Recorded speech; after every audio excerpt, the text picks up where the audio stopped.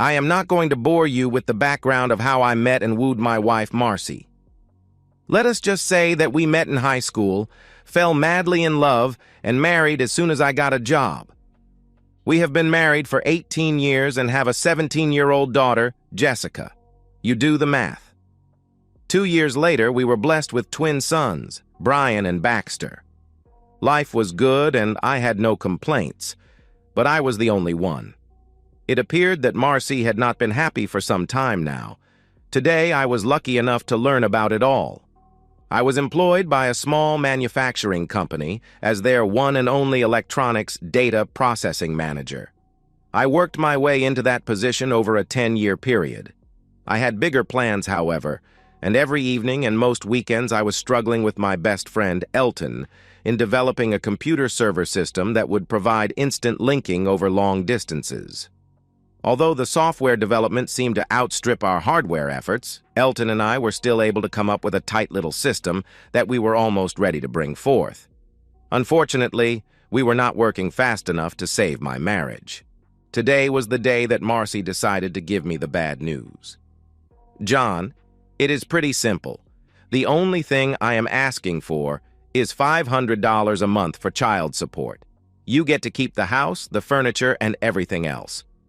She had been explaining things to me for the past 15 minutes, and I was, of course, not listening to most of it. I don't want to interrupt, but $500 seems a little low for 3 kids. Marcy let out an exasperated sigh. John, it is only for Jessica, and only until she is 18. I am trying my best to be fair, and I think $500 is reasonable. What about the boys? Aren't you taking them also? Of course I am, but you don't have to pay child support for them because you are not their father. I am really surprised that you didn't figure that out years ago. I guess that shows how really dense I was. No, I didn't figure it out. It never even crossed my mind that the boys might not be mine. Now, she was telling me that she not only wanted a divorce, but that she had been cheating on me for at least 16 years. What else was there that I did not know? My mind started to wander again. She was still talking, and I was trying to put all the pieces together in my head. I am sure that the things that she was saying were important, but I just could not bring myself to concentrate. Okay, damn it. Okay, I will go along with just about anything. The only thing that I insist on is that I get Jessica every weekend and on all school breaks, including summer. Marcy actually stopped talking for a moment. I can live with that. If it is okay with Jessica, I will have the papers drawn up tomorrow. Will you sign them then? I could tell that she was getting ready to leave. I didn't realize it before, but she had actually been moving her things out gradually over the last few weeks. Just a couple of questions before you go, please. Who the hell is the father of the twins? Who are you going to be living with?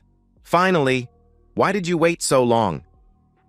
Langford King is the father of Brian and Baxter. We will all be moving into his house, she replied.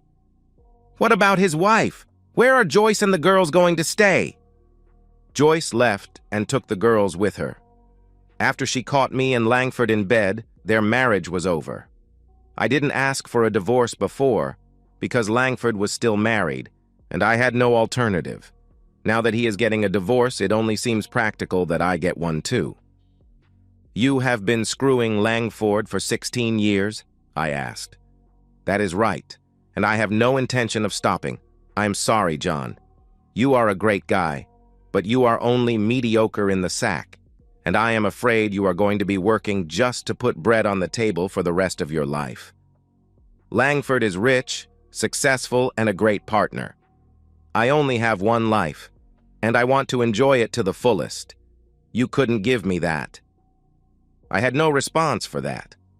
I watched her walk out the door and then opened a cold beer. She was right. Here I was, sitting in a $300 recliner drinking cheap beer. I had big plans and that was about it. I guess what really killed any feelings I still had for her was when she compared my performance with Langford's. There is not much you can do about something like that. Either you got it or you don't. I was always satisfied, but apparently Marcy wasn't. We have known Langford and Joyce since high school. Foster King, Langford's father, was the king of carpets in our town for as long as I could remember. About 10 years ago, he retired to Florida, and his only son took over the business. A lot of us used to get together at regular intervals for barbecues, picnics, and other gatherings. Marcy and Langford were always friendly with each other, but no more than any of the other people who attended. Langford started to drift away from our group as his bank account grew. In the last few years, we saw them only 2 or 3 times. At least I did. They had 2 beautiful teenage daughters who were friends with Jessica. Speaking of Jessica, she was the bright spot in my hectic life. She was small, funny, and cute. She always brought a smile to my face. Unlike her brothers, she studied hard and was an excellent student. All she wanted was good SAT scores and acceptance at a great school. I did everything I could to help her. Brian and Baxter were just the opposite. Not only were they not interested in academics, but they had no desire to participate in sports either. I tried several times to get them involved in my computer projects with no success. Most of my contact with them was of a preventive or corrective nature. I would adjust situations and their mother would override me. Now I understood why. Marcy was always a good wife. She never denied me intimacy, and quite often initiated it. She kept a clean house and was never demanding. She was a great mother and a wife that I felt I could be proud of. It appears that she was also a fabulous actress. I was finishing my 3rd long neck when Jessica got home from school. There was no telling when the boys would be getting home. Usually they missed supper several times a week and Marcy said nothing. I gave up arguing about it a long time ago. "Hi, Dad. What are you doing at home? Where's Mom?" I struggled out of the recliner and gathered up my empties. "Your mother asked me to come home for lunch today so that she could tell me that she wanted a divorce." My words sounded a little slurred, even to myself. I am not a good drinker. "I'll get them. Sit down. I guess that explains why you are drinking in the middle of the day." Jessica took the bottles from me and carried them into the kitchen. "You didn't have a clue, did you, Dad?" "Nope." I watched as she kicked off her shoes and plopped down on the floor. "What is going to happen now?" "You and the boys are going to go live with your mother at Langford King's house, the mansion on the hill. Your mother always wanted to be rich, apparently." "It's not a mansion. It's just a big old house that his father built years ago." We sat silently for a few moments. "Did you know that I am not the father of your brothers?" "Yeah. Brian and Baxter joke about it a lot. I guess Mom told them years ago. Every time you chew them out for something, they take it and then go somewhere and laugh." "Well, I guess that explains a lot, doesn't it? How come you know all about this?" "I have known for years, but didn't want to say anything. You seemed happy enough, and I didn't want to rock the boat. A couple of weeks ago, Lisbeth and Carla told me that they were moving to Lancaster. Their mother caught Mom and Mr. King in bed together. I figured that something would happen soon." "You could mention it," I asked. "I don't think so," she replied. There was another moment of quiet. "I'd rather stay here with you. You'll need someone to help around the house." That would never fly. The court wouldn't allow it. "I did work out a little compromise, however," I answered. "How is that going to work?" she asked. "You get to stay here every weekend and every school break, including summer." "I can make that work. Why don't you go take a shower and I will order some pizza?" While we were eating, Jessica presented her plan for the separation. She would come to our house Friday after school and stay until she went back to school Monday morning. I thought it was better than anything I had imagined. We were still discussing the details when the phone rang. "John, I just wanted to let you know that the boys are here and will be staying overnight.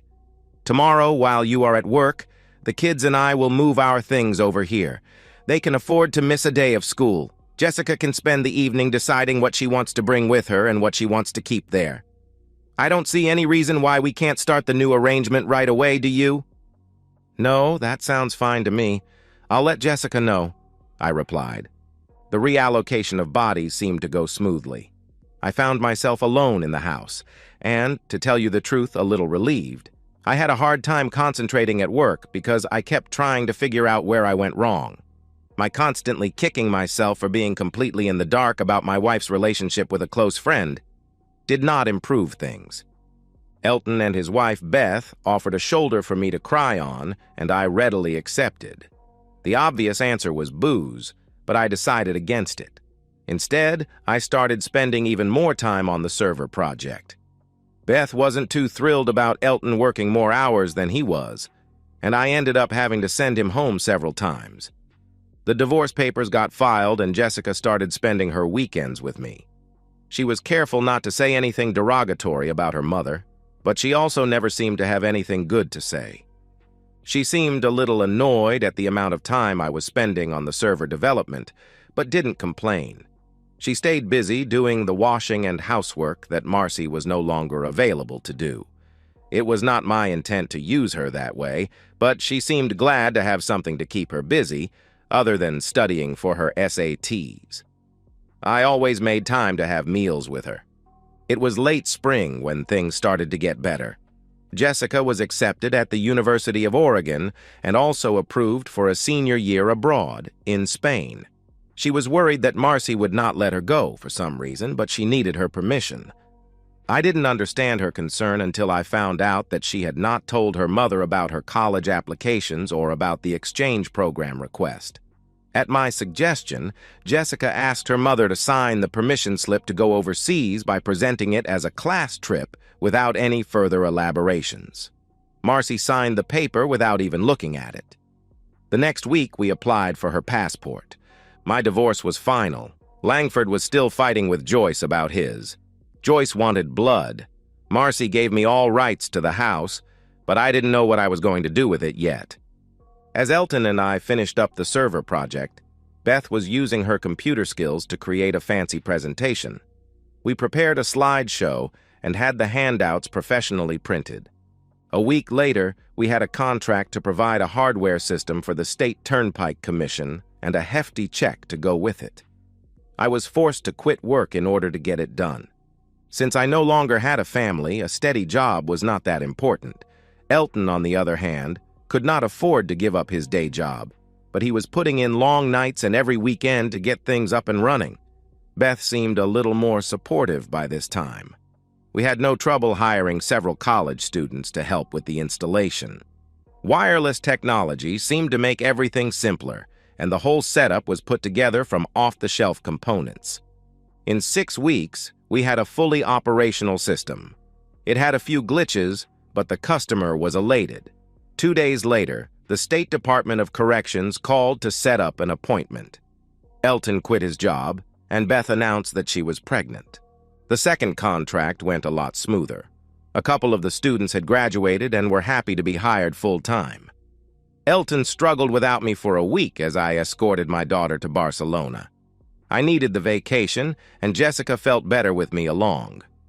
Marcy was furious when she found out about the trip, and also when I stopped sending her the support checks. I could easily afford to pay them, but I felt like pissing her off. All I had to do was hold on for 5 more months until Jessica was 18. We were getting inquiries faster than we could respond to them. I became the full-time contact man and was traveling constantly. Elton took care of things at home for the most part.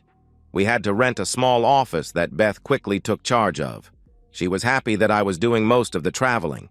Beth was forced to hire some office help so that they would be trained by the time she had the baby, and we also put a lawyer on retainer. Things were going better than we ever had anticipated. We were encouraged to incorporate by our legal beagle, but he subcontracted the job out to a professional firm in Philadelphia. It was lonely in the house again. I could endure a few days without Jessica, because I always knew she would be there for the weekends. Now I spent a lot of time sending emails and making overseas phone calls. I guess being busy kept me from dwelling on my loneliness. I never heard from Marcy or the boys. I spent Christmas in Spain with my daughter. Everything was wonderful. In 4 months, Jessica would be coming home and then on to Oregon for college. It was easy to get a ritual going when I wasn't traveling. Every morning I would have the same breakfast at the same seat in the same diner. It only took a few weeks until I became a fixture. When I wasn't thinking about the project, I spent a lot of time dwelling on what went wrong with my marriage. The more I thought about it, the more bitter I became. I needed closure and I needed some sort of satisfaction. My wife had humiliated me for 15 years. How could I possibly let that slide? A small item on the third page of the morning paper gave me some hope. Philip Hughes was suing King Carpets for improper termination. It seemed that Philip had been the general manager at King Carpet for over 10 years. He had worked for Foster King before he retired and stayed on. Apparently, Foster King was an honorable man and ran a straight business. Langford did things a little differently. Philip refused to accept the shoddy workmanship and inferior products that Langford was leaning toward. When he complained, Langford fired him. It was a weak lawsuit and he had only a small chance of winning. I decided that I wanted to meet Mr. Hughes. My bank account was larger than it had ever been. Jessica was settled in at college, and I had already paid for the first year. Things were starting to look good. I had not heard from Marcy in several months. She had no idea how well the new business was going, or even knew that it existed. It only took me 10 minutes to convince Philip Hughes to drop the lawsuit against Langford King. He had wanted to open his own carpet business for several years, but he did not have the money or the backing. Elton was more than willing to put up half of the money. He and Beth both thought it would be a good investment. Other than King Carpets, the only competition would be the two big home improvement stores in the area. Philip was confident that with the right customer service and prices, he could hold his own against them. Elton and I both liked Hughes and allowed him to proceed on his own, with our financial blessings. In 6 months, Empire Carpet was fully operational and making money. During the same time frame, Elton and I had expanded into our 6th state. Our server system proved to be a perfect fit for most government operations with numerous locations. We never had to advertise. The business grew by itself, and in a short period of time we were completely overwhelmed. It was hard to tell if we were extremely happy or extremely frustrated. The nicest aspect about the whole thing was the monthly checks that just kept coming and coming. Brian and Baxter had been arrested for selling drugs. Most of the dealings were at their high school. It took our lawyer over half a day to convince the authorities that I was no longer responsible for their actions. By the end of the day, papers were filed relieving me of all parental responsibilities for both of them. I got a call later that evening from Marcy reprimanding me for my actions. I hung up on her and turned off my cell phone. In a few months, they would be 18 and responsible for their own lives. I raised them, but I never really liked the suckers.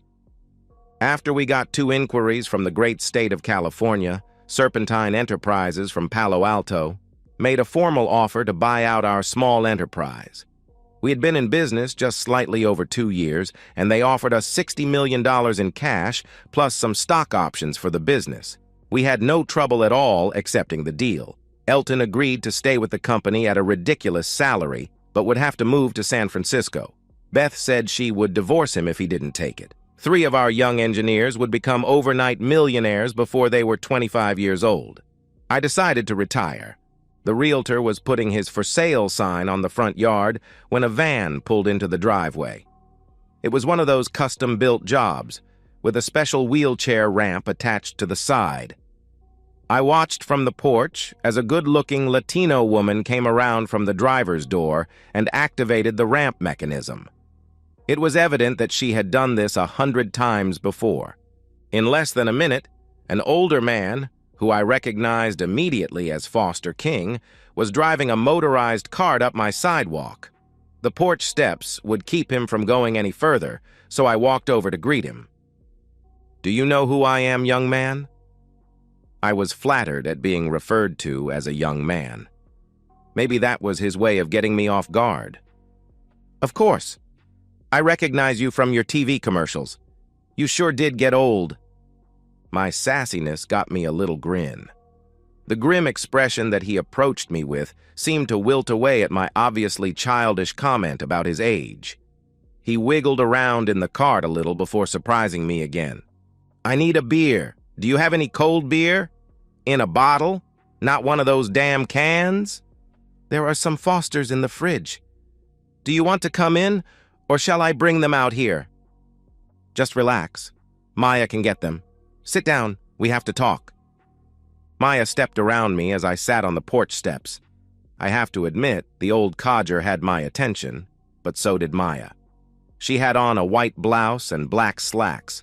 The slacks were not especially tight, but snug enough to show off a nice back. It wasn't what I would call little, but it was well-shaped.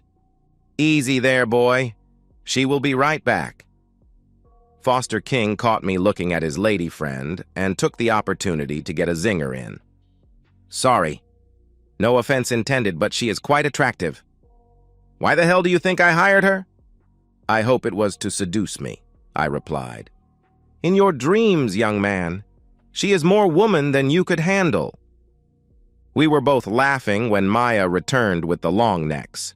She gave us both a funny look when we suddenly stopped. You didn't come here to drink my beer, Mr. King. What can I do for you? Maya was half sitting and half standing with one leg on the porch railing. He caught me looking again and snickered.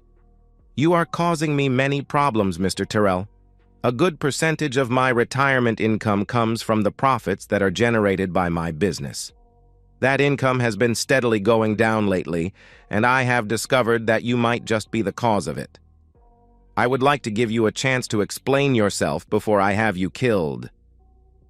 Now, Foster, please behave. You promised me that you wouldn't be pulling any of that crap. Apologize to Mr. Terrell. It was the first that Maya had spoken since they arrived.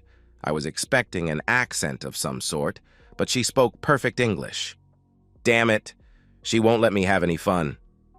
Foster finished what was left in the bottle with one final swig. Sorry, John. I was just trying to get your attention. I promise not to have you whacked. He said that last part with a fake Italian accent, and then gave me a small smile. Who did you talk to before coming to see me? Last night, I had supper with my son, and that sleazy broad he is sleeping with. He claims that you caused all the problems. It was hard to get any facts out of him because he just kept running on about you trying to get revenge for something. I finally got fed up with him and left early. Never even got to see my granddaughters. I was hoping you could give me some facts instead of bullshit. Before I could say anything, Maya got off the rail and whispered something into Foster's ear. Oh, shit. He smacked his hand against the arm of the cart. That explains everything. Why the hell didn't you tell me that last night, Maya? Sometimes I wonder what I pay you for. You pay me because I am the only one who will put up with you. Mr. Terrell, I didn't realize that the woman staying with my son was your ex-wife. I apologize for referring to her as sleazy. To be honest, I don't understand why you would be upset at my son for taking her. Seems to me that you would be thanking him. I take it that you didn't like her, I replied. Not particularly. She got a little huffy when I asked Langford where my granddaughters were. Joyce and the girls are staying with her parents in Lancaster, I replied. You know Joyce. Very well. I consider her a good friend. Can't say the same for your son.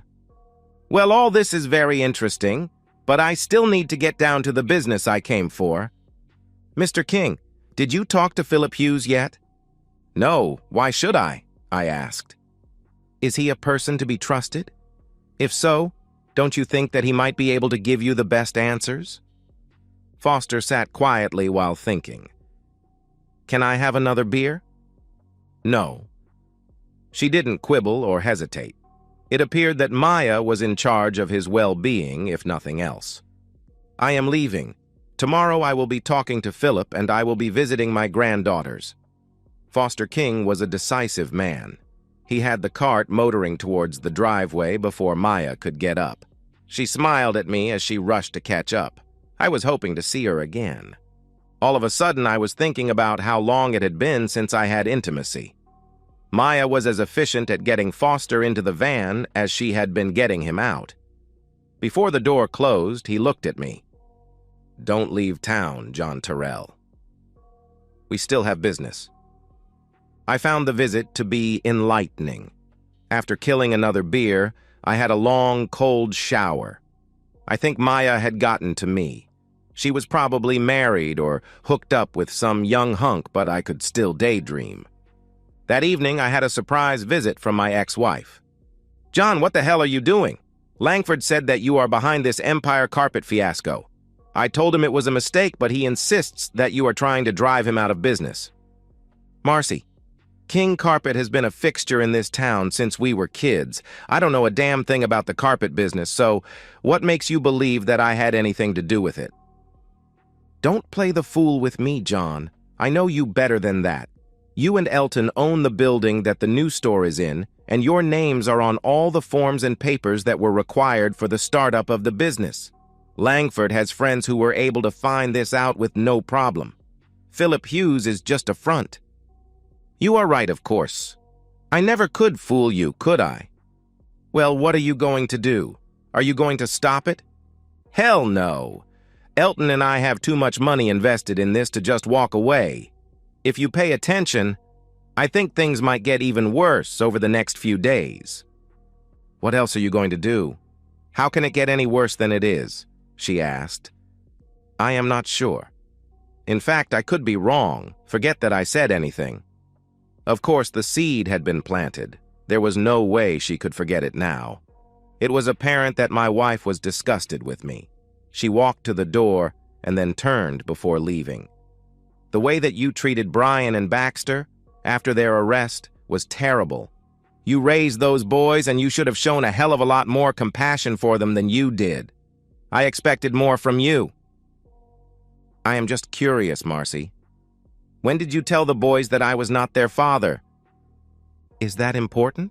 she asked. "I think so," I replied. "About 3 years ago, they accidentally came across me and Langford having coffee at a small shop off Bleecker Street. There was a confrontation and it started to get nasty. I decided that it was a great time to tell them the truth. They actually took it better than I expected." "Okay. Well, that explains a lot." I gave my ex-wife a big smile. "By the way, I am going to see Jessica tomorrow. Do you want me to say hello to you?" "Don't bother. She has made it perfectly clear that I failed as a wife and a mother, as far as she is concerned. I'll take care of my boys, and you can pamper your precious daughter all that you like." She slammed the door as she left. I spent the next week with Jessica. She took as much time away from her studies as she could and showed me all of her favorite places within 100 miles. I was not surprised when she told me that she wanted to stay in the area after graduation. I missed her, but I felt proud that she was doing well. A few surprises were waiting for me when I got home. Foster King had been a busy man. I had no idea why he was confined to that motorized cart, or if he really needed it. Apparently, his money and influence in the area meant a lot. In one quick swoop, Joyce King had a new team of the sharpest lawyers in the state. By the end of the week, she was back in her old home, and Langford and Marcy were in a motel living out of suitcases. I had no idea where the boys were. All I knew for sure was that they had been thrown out of school and were awaiting some type of trial or hearing. I didn't concern myself with it too much. Joyce had sent all of Langford and Marcy's clothes and other belongings to a storage facility. My plans to use Philip Hughes to put the King Carpet Company out of business came to a screeching halt. It appeared that Langford never owned the company. Foster had kept it in his name and had also kept control over the whole operation, although he had not exercised it over the past few years. Philip had left several calls on my answering machine, insisting that we needed to talk. There was no way that I could have known that Philip Hughes and Joyce King were friends. I didn't exactly know how good friends they were, but they were close enough to confide in each other.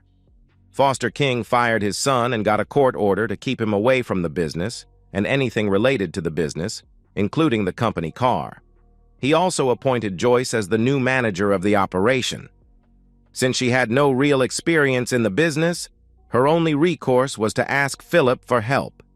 Philip was torn between his loyalty to Elton and me and his desire to help Joyce. He desperately wanted to make everyone happy and was seeking my counsel. Elton was 3,000 miles away. My realtor had 2 offers on the house waiting for my review. One of them wanted possession within 30 days, so I took it. Jessica was gone, Elton and Beth were gone, and I had no reason to remain in the area. The realtor was putting the sold sign on the house when Marcy pulled up. She stood in the driveway and stared at the word sold for the longest time before walking up to the house. Is it a done deal, or do they have to get financing or credit approval? It's a lock. They had cash and they wanted it now. I will be out of here by the end of the week. Why do you care? Joyce King got a fancy lawyer and was able to steal Langford's house away from him. We were looking for a place to live until we could find a new one to buy. I just thought that you might want to rent this one. Sorry, you're too late. But I am sure with all of Langford's money you will have no trouble finding a place. I was snickering to myself as I said that. She had no idea that I was fully aware of the financial difficulties they were going through.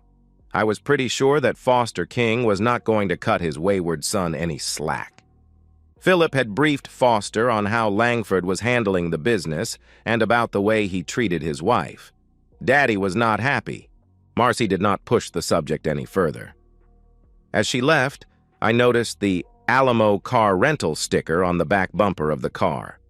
Philip Hughes and Joyce King came to see me that evening. I was amazed at how well they got along together. It did not take us long to reach an agreement. Empire Carpets would become Empire Floors and sell only tile and wood flooring. King Carpets would sell only carpets. Philip did not envision any problems in running both operations, but would only do it if Elton and I agreed. He felt that the 2 businesses would complement each other. He also indicated that after a few years, King Carpet might be interested in buying out Empire. I thought that was very clever of him. I noticed that Joyce had an embarrassed smile on her face when he said that. I guess they were closer than I had thought. All of the furniture and things in the house I gave to the Salvation Army. In fact, I also gave them most of my clothes. I was due to get a new wardrobe, and this was a good time to do it. By the time I got done picking and choosing, I could get everything I wanted or needed in my car. I spent a full day closing accounts and making sure that I had no outstanding debts. Somehow, Foster King got a hold of my cell phone number and coerced me into joining him for supper that evening. It would be my last day in town. I was sure that things would go well, and I was actually looking forward to seeing Maya again. Foster King was a proud man and also liked to gloat a little. He gave me a quick rundown of his meetings with Hughes and with Joyce. There was no doubt in his mind that the actions that he took against his son were well-deserved. He thanked me for allowing Hughes to help Joyce. I tried to listen to every word that he said, mainly to be polite, but my eyes kept wandering towards Maya. She wore a gray-green evening dress that made her eyes glow. Her hair and makeup were perfect. Foster noticed the distraction and stopped once in mid-sentence just to make me feel uncomfortable. His laugh gave away his intentions. Maya did not join in the conversation, other than to stop Foster from reordering drinks and not allowing him to order dessert. He faked a little pout and made a half-hearted remark under his breath. Maya excused herself to go to the ladies' room, and it gave Foster an opportunity to confront me. What are your intentions after your house is sold? The house is sold, and I am leaving for San Francisco tomorrow morning to see my friends Elton and Beth. They have a new baby and named her after me. They named their baby girl John? Well, actually, Johnny. How could I say no? Where are you going when you come back? I have no idea. I am leaving my car at the airport, which is packed with everything that I own. I guess I will be driving south until something hits my fancy. I have a better idea. Come and stay with me. My house is way too big for just me, and I hate seeing Maya alone all the time. Foster, what the hell are you getting at? I asked. Maya's husband was killed in a car accident about 3 years ago. She has no friends in West Palm Beach and few opportunities to meet any eligible men. You are the only man that I saw her express any interest in over the last year." "Did she say something?" I asked. "No, but I noticed the way that she looks at you, and she is always interested when I talk about you. I'll tell you what. Come down and stay with us for a month. If nothing comes of it, you can jump in your car and start wandering around again. You have nothing to lose, and I would really enjoy the company."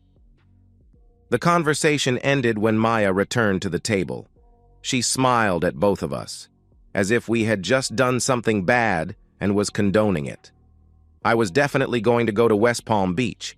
My visit with Elton and Beth went perfectly. The new owners were able to expand the operation over 20 states and several overseas locations. In a few years, the stock options would probably be worth far more than the actual cash we were paid. Johnny was adorable. I am sure that she will be cussing her parents for giving her a boy's name, but I will be the best godfather a kid could ever have. I called Philip Hughes as soon as I got back home, just to make sure everything was okay before I left. The business was fine, and he gave me a quick update on Langford. It seems that he had a good amount of personal debts that were not covered by the business accounts or assets. The cost of the divorce plus the expense of hiring a lawyer for Brian and Baxter had pretty well done him in. He had no credit, no cash, and no prospects. I felt good for Marcy. 2 days later, I was in West Palm Beach. Foster King must have been richer than I thought, because the waterfront home was magnificent. Every chance the old coot got, he was throwing me and Maya together. He insisted that she show me every restaurant in South Florida. After a while, we would pretend to go out, but actually stay in and watch TV in the beach house. Eating out every night sounds better than it really is. I think he knew what we were doing, but considered that to be just as good as what we were getting out of doing. We enjoyed our time with Foster, but we were starting to enjoy our time together even more. It seemed to make him happy. Maya and I started sleeping together after the 3rd week. Foster knew about it, of course, and started to tease us relentlessly. He didn't stop until I moved into her bedroom. That seemed to make him happy. Life was good. My financial situation was unbelievable. I was living in a waterfront mansion with no expenses, and sharing my bed with a beautiful woman. My money was making more interest than I could spend, and my stock options were growing so fast that it made my eyes blink. I did treat myself to a new car. I always wanted a Mercedes. Joyce's divorce was finalized, and Philip Hughes wasted no time moving in with her. Marcy, however, had second thoughts. All of a sudden, being married to Langford King did not seem like a good idea. Marcy seemed to disappear into the night. Jessica and I never heard from her again. Before the end of the year, Foster asked me to witness his new will. I never found out what exactly was wrong with him, but he seemed to be going downhill fast. He left all of his assets to Lisbeth and Carla, to be held in trust by their mother until they were 25 years old. He left the business to Joyce with the provision that she be married within a year of his death. He left the house in West Palm Beach to Maya with the same provision. Things didn't work out as I had planned, but who was I to complain? Oh yes, I will be getting married sooner than I expected, because I just found out that Maya will be becoming a mother. If it is a girl, I am not going to name her Elton.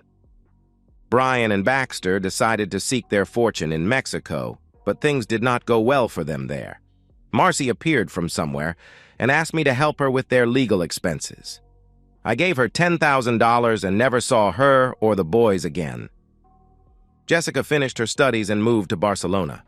I'm not sure, but I think she met a young man while she was there. Foster held on for 2 more years. There was no autopsy, and I still don't know what was wrong with him. He lived long enough to be the godfather to my new daughter, Foster Anne Maria Terrell. I'll name the next one Elton. And so, we've reached the end of today's story. Was it what you expected, or did it take a twist you didn't see coming? I'm curious to hear your thoughts. Share them in the comments below, and let's get a conversation going. If this story kept you hooked, make sure to hit that like button. And if you're new here or just haven't subscribed yet, now's the perfect time to join our community. I bring you fresh, captivating stories every day, So click that subscribe button and turn on notifications so you never miss out. Thanks for watching, and I'll see you in the next one.